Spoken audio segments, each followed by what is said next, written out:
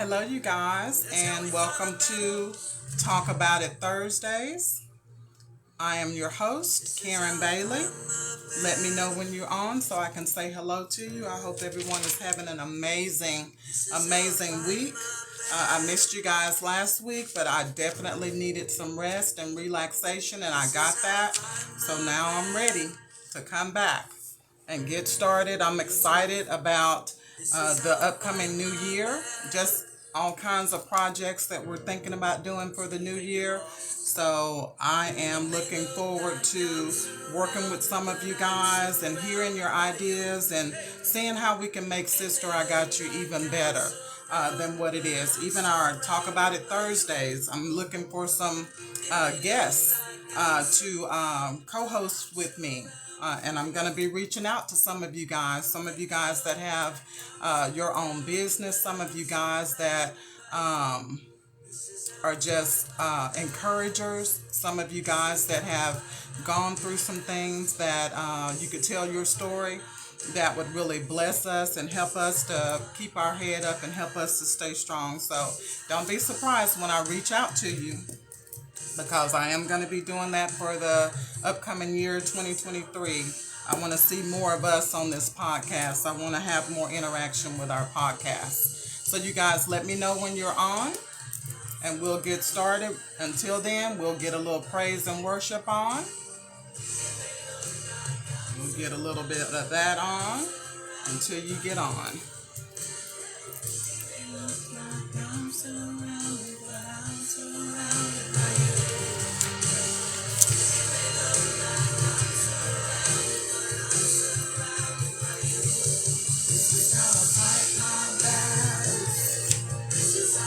You got to talk back to your situation. Tell your situation, this is how I fight my battles. I don't try to fight them on my own. Hey, Renita, I don't try to fight my battles on my own. You got to have some help, you guys. And that's what Sister I Got You is all about. We don't want you guys ever going through anything by yourself. Understand that we're here for you. We're strong in number. And all you have to do is make your needs known. If you need prayer, reach out to us. Let us know. You don't have to tell us all of your business, but I will tell you that we can't read minds. So you let us know you got something going on and you need our support, you need our encouragement. We're going to be there for you. That's what this group is all about. Absolutely. We'll give you guys just one more minute and we'll get started. I hope you're having a great week, Renee. Good to see you on here. This is how I fight my battle.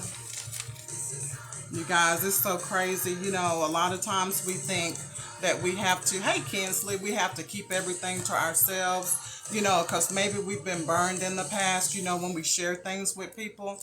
And maybe they put our business all out in the street, but everybody's not like that, you guys. So Sister I Got You is the place where you should be able to feel safe, you know, to share as much as you want to share without feeling like you're going to be judged by anybody, because honestly, none of us can talk about the other person. We've all been through some stuff, and some of us are still going through some stuff. So this is a no judgment zone. So just know that when you reach out and say, hey, I need y'all's prayers, nobody's going to look down on you. Nobody's going to ask you a million questions. Just know that the heart of this whole group is about helping each one of us live better, do better, encouraging one another, trying to support one another. That's what this group is about, you guys. All right, guys, let's go ahead and get started in the interest of time. Our topic today is keep calm and get your head in the game. You know, life has a way of throwing surprises at you. And I know everybody's experienced that before, just not being ready for things, you know, and having things overwhelm us because we never thought this would happen. We never expected that person to do that to us. We never expected to be in this type of position. But you have to be able to keep your head in the game no matter what comes your way. No matter what surprises come upon you, you have got to keep calm and keep your head. So that's what we want to talk about today. Keep calm and get your head in the game. And keeping your head in the game is about keeping your composure. It's about persevering. It's about keeping your peace no matter what you go through. Because in life, there's always going to be hills and there's going to be valleys. There's no way to avoid it. We might as well get used to it. And we need to thank God when we're up on the mountaintop and pray harder when we're down in the valley. And just know nothing lasts forever, you guys. It's only temporary. That situation is temporary. And this life that we live in, it's a journey. It's a marathon and it's also a game. And we have to put our game face on and we have to tackle whatever stands in front of us so we can keep moving. There's no sense in allowing something to come into your life and stop you from living, stop you from enjoying life, stop you from being around your friends, stop you from having joy. You know, you have to be able to stand up to whatever is standing up to you. And you can't do that by yourself. You have to incorporate God. And nobody promised us that the road would always be easy. But through it all, God says that we are more than conquerors. And with his help, we can make it through anything. And you have to believe that. So let's talk about 10 things that are required to play in this game we call life. Okay? The first thing is an offense. Just like in football, there's an offensive line. There's an offense. The position of offense means you have to block and you have to protect yourself. A lot of times we get ourselves into stuff because we walk right into it. Some things we don't need to entertain, you guys. You got to block those things that you know are not good for you. Block those people that you know don't mean you any good. Block those people that you know that all they're trying to do is bring you some mess. You have to block and protect yourself if you want to enjoy your life, if you want to reach your goals in life, and if you want to move on down the field, you know, because life is about keeping it moving. Life is about not standing still. You got to move. When you die, life is going to go on without you. So while you're living, you need to keep it moving. So don't allow anything to block your path. You have to protect yourself. And that's protecting yourself from what goes in those ears, what you see, and what comes out of that mouth of yours. You've got to protect yourself. That's what your offensive line is for. It's for protection and blocking so you can move on down the field. Now, the noun, the offense, is also considered the trick of the enemy. That offense that comes against you, that thing that comes against you, that's the enemy. His whole job is to stop you in your tracks. His whole job is to make you think that you don't have any help. He wants you to think that you're not loved. He wants you to think that you're less than. He wants you to think that you're not good enough. That's that offense that comes upon you.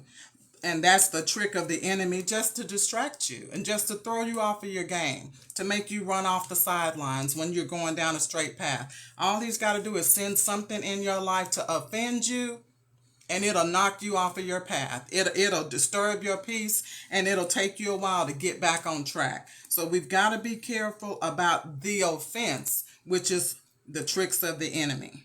Okay?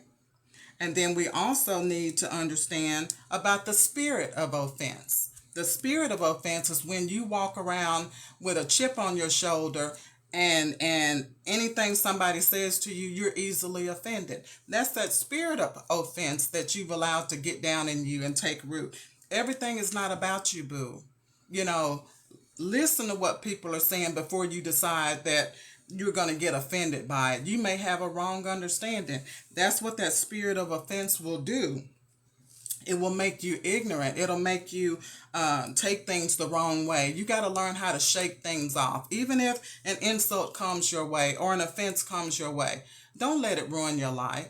You know, the best thing you can do is get clarification from that person. If you did something wrong to them, apologize and say, hey, I'm sorry, I didn't mean to do that. But don't walk around with a spirit of offense. Get confirmation, get clarification of what that person meant by what they said before you decide you're offended by it. Because a lot of times it's just how you were feeling that day. And you can take offense very easily if you're already in a bad mood. So don't walk around with that spirit of offense. We've got to learn to ignore some things, you guys, and we got to learn how to shake some stuff off. Even when you're offended, don't let that bother you. Don't let people see you sweat. So don't walk around with that spirit of offense. The next thing you must have in this game called life is a defense. The defensive position in football, they're the ones that block the offensive line and they make the tackles. So in the defensive position, your job is to block the attacks of the enemy. And how are you going to block the attacks of the enemy? Keep your prayer life on point. On point. Don't just pray when things are going good. Pray when things are not going good, because you never know what's waiting around the corner. Hey, Samantha. Hey, Ruth. You never know what's coming around the corner. So keep that defense up. Stay ready. That way you don't have to get ready, you guys. And just understand that, like I said earlier, everything is temporary.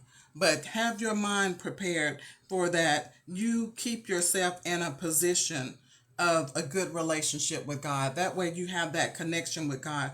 That way when that offense does come against you, you have a defense. You have a defender. God is your defender. So keep your relationship good with him. Make sure your prayer life is good. Make sure you've got good people around you so that when that thing does come against you, when that enemy does come against you, you got a support system. Because it's easier to fight when you've got a support system, when you know somebody's on your side. And God is at that defense. He tries to block the attacks of the enemy on our lives. So keep your defense up. And then you have to tackle your fears. Face your fears. Stop running from everything. Things that have been a problem for you. Ask yourself why. Where did that root come from? Why am I afraid of this? Why does that person intimidate me? Why does this situation bother me? Find the root cause of it and tackle it and do something about it. That's what the defense position in you is supposed to do. You got to tear down anything that's going to keep you separated from God. Tear down anything that's going to block your way from being the best person you can be. You got to be on the defense, you guys, because there are so many things that are coming at you. And thank God, he takes care of most of them. There are things that come at us that we don't even see. God has already blocked them for us, but he is our defensive person, okay? And he tackles those things for us. And like I said, confront what's standing up in front of you. You get your strength back by standing up to things. As long as you keep cowering down, that thing gets stronger and stronger. Whatever is intimidating you, whatever is hurting you, whatever is making you afraid, gets stronger and stronger until you stand up to it. Because you will get your strength back just for dealing with it, just for recognizing that it is a problem. That's the first step. Recognize that it is a problem. That's when you start gaining your strength back. Once you recognize it, then you got to strategize, and then you got to walk that thing out and say, okay, I'm tired of feeling this way about this person. I'm tired of feeling this way about this situation. If you're tired of it, do something about it, you guys. You've got the power within you to do something about it. Use your defense and do something about it. And before you know it, you'll get your strength back, and you'll be glad that you went ahead and handled that instead of allowing that to plague you, for the rest of your life. Now, the defense, is when you stand up for yourself, when you stop taking abuse and you stop letting people treat you any kind of way. You're taking a defense type of position because you know you deserve better, and you do deserve better. And when you know who you are in Christ, you won't allow people to just deal with you any and every kind of way. And you don't have to. That doesn't mean that you think you're better than anybody else. You just recognize who you are. And therefore, you have a position in you that says, hey, be careful how you deal with me. Be careful how you talk to me. Be careful how you step to me. Okay? Be careful how you step to me, because I'm a child of God. And then you've got the spirit of defense. That's when you're so quick to defend yourself. You think everybody's picking on you and you're ready for a fight all the time. Don't be weighed down with the spirit of defense. You don't have to be on the defense all the time. You don't have to argue with people all the time. You don't have to explain everything all the time. You don't have to be right all the time, you guys. So do away with that spirit of defense that makes you so quick to snap back at somebody, so quick to put your mouth on everything because you feel like you're right. Oh, they're not going to deal with me like this. Oh, no, they didn't. No, you don't have to walk around like that. You don't have to do that. You have nothing to prove to anybody. And the third thing that you need in order to play this game of life, you need the plays or the plan. You know, when football players, they sit and they watch film, you know, of games, past games to see what they did, what the other team did, what they did wrong, what the other team did wrong. And you learn from that. And you must have a plan. So you have to be able to look back over your life and say, okay, what things did I handle well and what things did I handle poorly? You've got to be able to learn from those things if you're going to move forward in life. And you got to have a plan. You got to plan not to step into the same traps over and over again. Because sometimes, you know, the enemy knows what we like.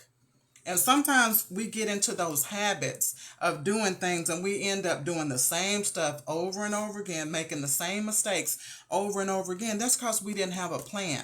See, when you watch those films of your life, you start recognizing some weaknesses in yourself. And that's your first step. Figure out where you're weak at. Figure out where your triggers are. And then make a plan of, you know what, I'm not going to go around so-and-so because when I go around them, I smoke and I drink. If that's not what you want to do anymore. Or I can't go around so-and-so because if I go around him, we're going to get into a situation. You know, you have to make plans for your life. You have to decide if you want to keep going around the same circle or if you want some things to change in your life. And that's going to require you watching those films of your life and seeing where you went wrong, recognize it, and planning to correct that. If it's a bad behavior, you have to work on correcting that. That doesn't happen overnight. That's something that's a journey. That's something you have to plan day to day to keep from doing those things that you're used to doing. Hey, Dana. So understand you need a plan and you need to watch that play and that playbook. Playbook is your plan. Okay? And then number 4, you need timeouts and you need breaks. You must take time out just for you guys. You got to call a timeout. You got to say, hey, ref, hey, we need a timeout. Simply because if you just go and go and go, hey, Lindsay, you just go and go and go all the time. You never take a timeout. You never take a break. Guess what? That constant pressure is going to cause you to break at some point, you guys. And then that breakdown, guess what? It leads to dysfunction and destruction. And you don't want to allow your life to get to that point. Because it's not just about you, boo. You got other people that's dependent on you. Other people that need you to be on your A game. And you can't be on your A game if you're being pulled every which way but loose and you never take a break. You never take a time out. Sometimes you have to look at your kids and say, hey, time out. Time out. Mama need a break. Mama need an hour to herself. Y'all go in there and fix you something to eat. I need some time alone. There's nothing wrong with that. That's not being a bad parent. Know when you need your time out. Know when you need your break. Tell that husband, tell that boyfriend, hey, I need some me time. I need you to understand this because I'm about to break and I need to get myself together. And you need to recognize that and stop trying to be Superwoman. Superwoman does not exist. That's something that they made up. So understand you are supposed to take a break. You are supposed to get your time out. Because when you get your rest, guess what? You come back better. Your thinking is clear. Your mind is right. Your attitude is better. So take those timeouts and take those breaks. They are necessary in this game of life that we're playing. Because those that don't take a break, those that don't take a timeout, they end up cracking. And every which way, mentally, physically, spiritually, you're going to crack up. And it's not worth it, you guys. Number 5 that you need in this game we call life is you need huddles. Huddles is when you get together with people and you discuss things with people. That's where your support group comes from. That's where you strategize and say, hey, sis, this is what's going on with me. You know, what do you think? What should I do? You know, this is where you come together and say, hey, y'all, can y'all just pray with me because I'm struggling with this. This is where you come together and you strategize for your life so that you can do better. That's the whole purpose of the huddle. The purpose of the huddle is to show that you have unity, to show that you've got support, somebody that can encourage you and say, okay, you got this. Okay, when we clap and go back out, we're going to do this. That's what that huddle is for. It's for you to have that time to spend with somebody else, a family member, your spouse, your children, your best friends. Sometimes you just need a huddle. You need to vent. You need to cry. You need somebody to hug you. There is nothing wrong with that. You need that in this game we call life, y'all. You cannot do this thing by yourself. You cannot. People that try to do these things by themselves end up with anxiety. They end up with depression. They end up suicidal. So you don't need to try to do this by yourself. God made us to be relational. We're the ones that divide each other. God did not mean for us to be divided the way that we are. Okay, so you need your huddle.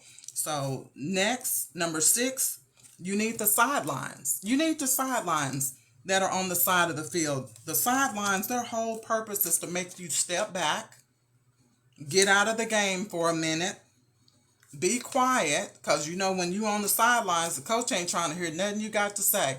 Get on the sidelines, be quiet, listen for the voice of God, and learn something. Watch the other players. Watch how other people are playing this game called life. If you want to do better, watch some people that's doing better than you.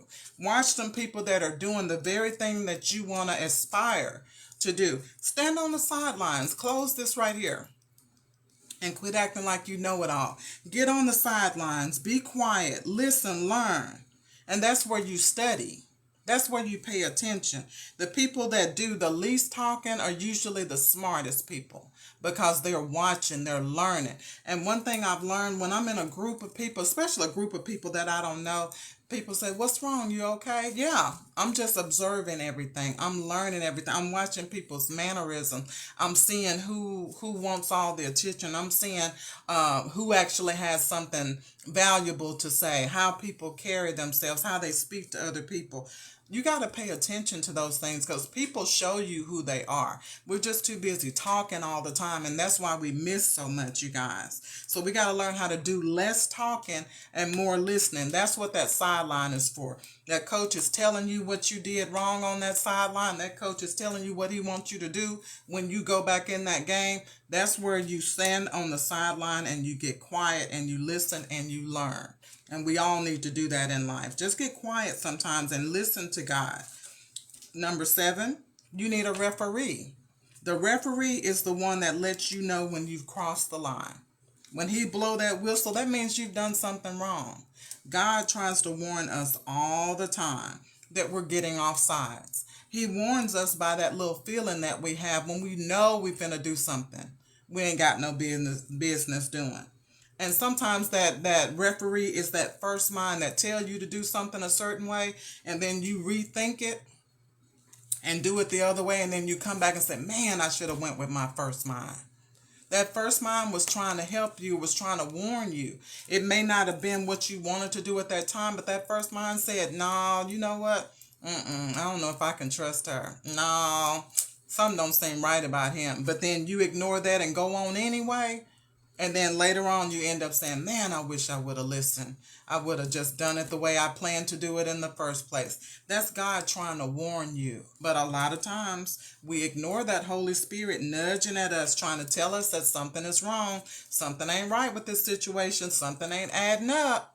But we go with our own desires. We go with what we want, what we like, what we see, what we feel. And a lot of times, we end up off sides. And the referee have to blow the whistle and let you know you need to get back in line.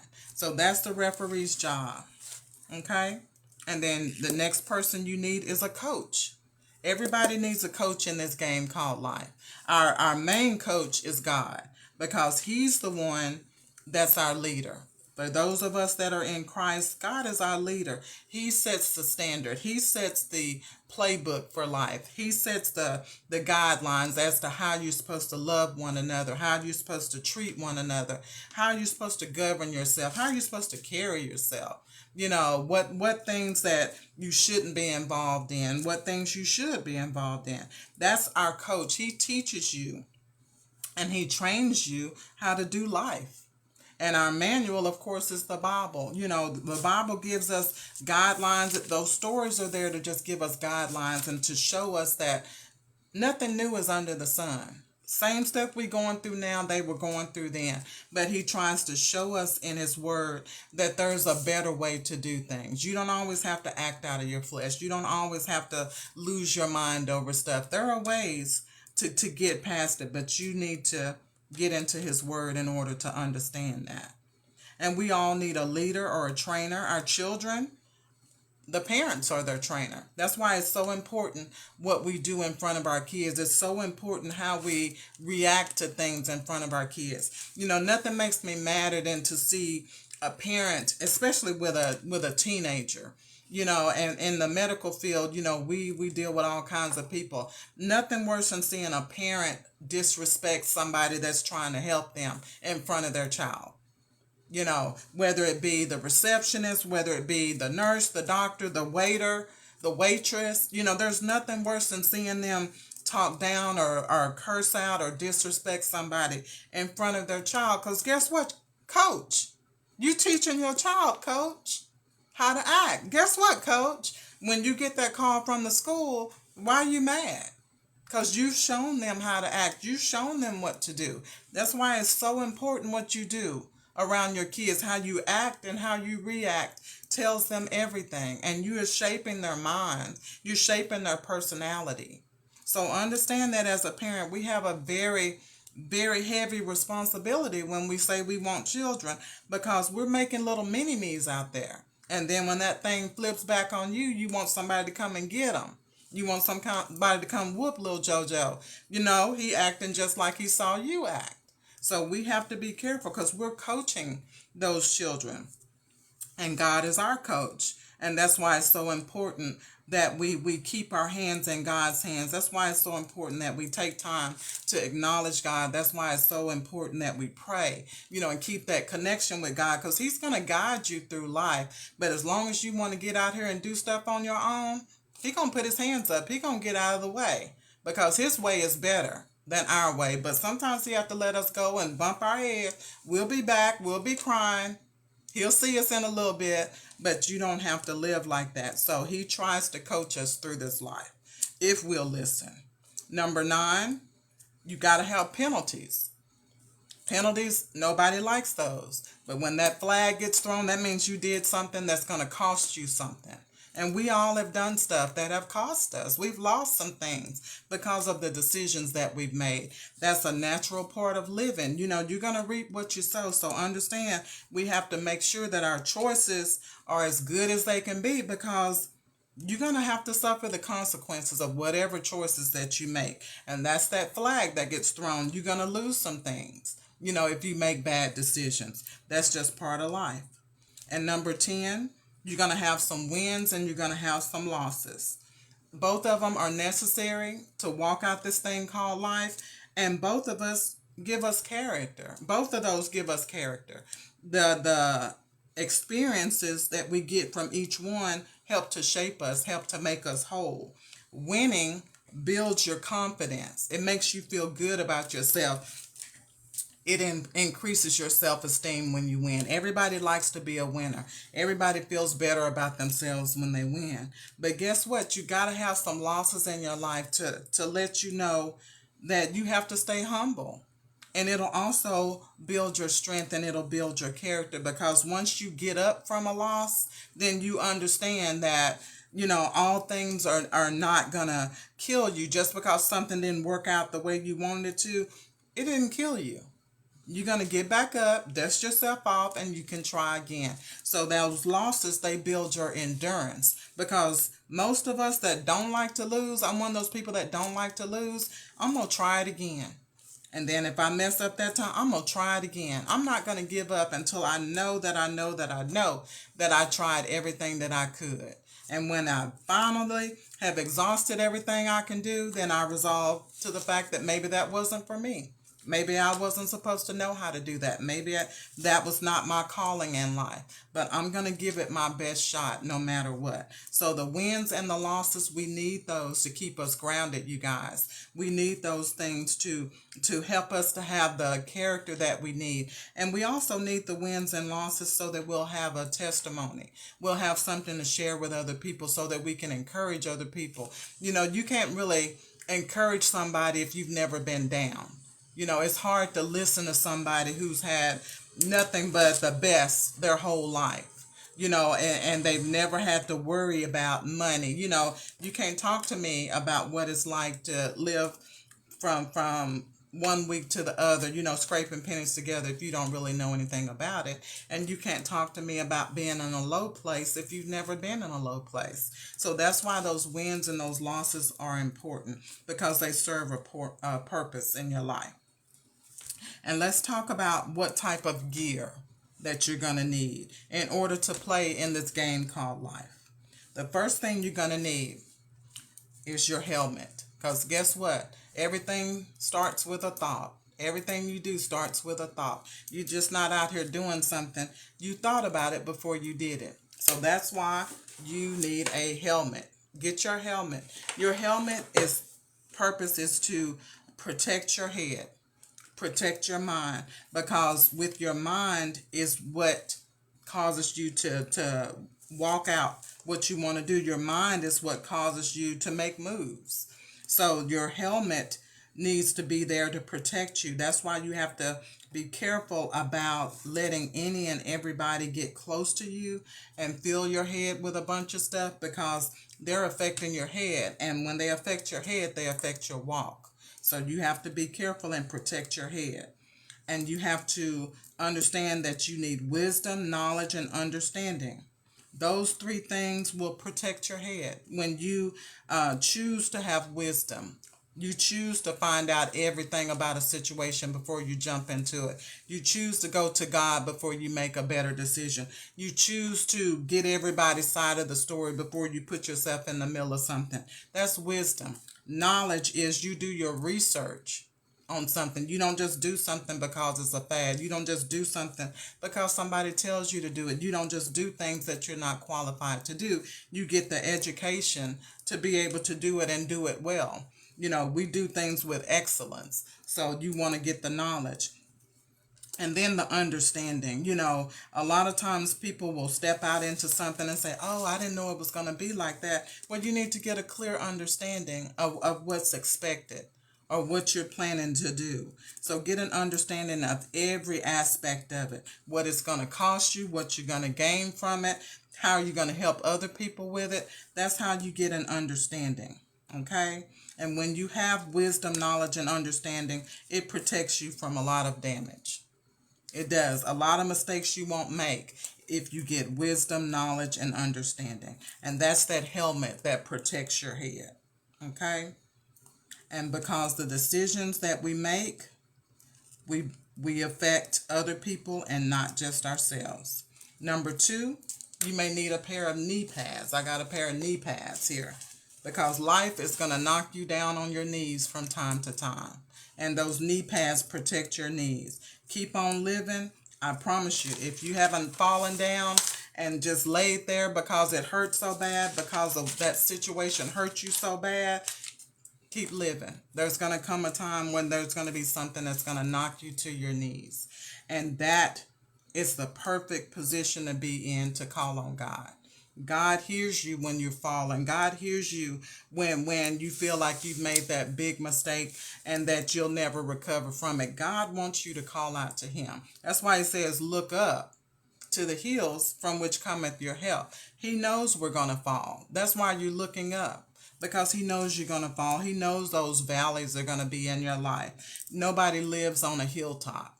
So he knows that. So when you get knocked down to your knees, stay down there and pray and ask God to help you get up the right way. Because sometimes we get up too fast when we didn't learn anything.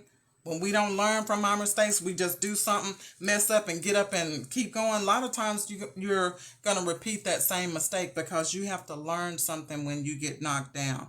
Because that's the whole purpose of the lows, is to teach you something, to keep you humble, and to keep you on track with God. But God will get you back on track, and He will help you get your head back in the game. Okay?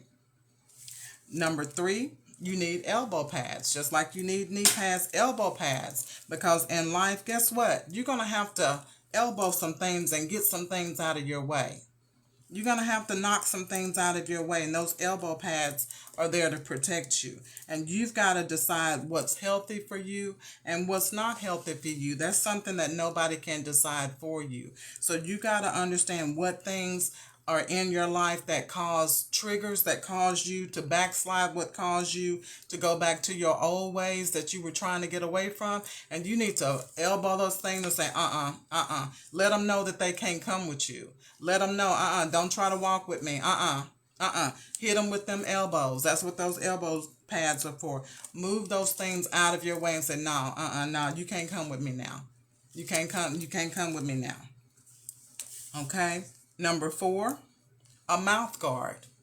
The mouth guard, guess what? It's to protect you, because sometimes the things that we throw out our mouths cause us harm. You can tell somebody too much, and they can use the very things that you let fly out of your mouth. They can use those things against you to manipulate you and to hurt you. So you need a mouth guard. You need something guarding what's coming out of your mouth. Everything you think should not come out of your mouth. And some people feel like they can say whatever they want to say. And guess what? That's not true, because it's not just about you, boo. When you say things out your mouth, especially hurtful things, you are throwing daggers at somebody else. Those are things you cannot take back. Once you let those words come out of your mouth, you cannot take those back. And sometimes you do immeasurable harm to other people with the things you allow to come out of your mouth. So guard your mouth. Like they used to say when we were little, if you don't have nothing nice to say, don't say nothing at all. Because you're hurting other people. You're making other people's lives hard. You're making your own life hard. Especially if you're one of those that says whatever and with no regard to anybody's feelings. So you need that mouth guard. You need something to guard your spirit and to help you understand that, if it's not going to help the situation, maybe you shouldn't say it. Maybe you should keep those thoughts to yourself. If you're not trying to help, keep those thoughts to yourself. Because a lot of times you do more damage with your negativity. So if you want to be negative, you go be negative by yourself. But don't bring your negativity into somebody else's situation and cause their situation to be worse. Because we have so much power with this tongue of ours. We cut people down or we can build people up. The power of the tongue is amazing.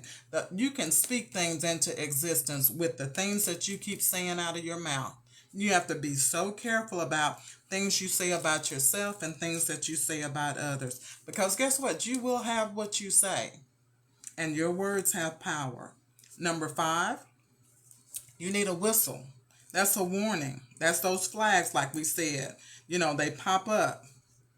And we choose to either ignore it or acknowledge it. That whistle tries to protect you. That's that referee with that whistle. He's trying to protect you. But that whistle is that warning.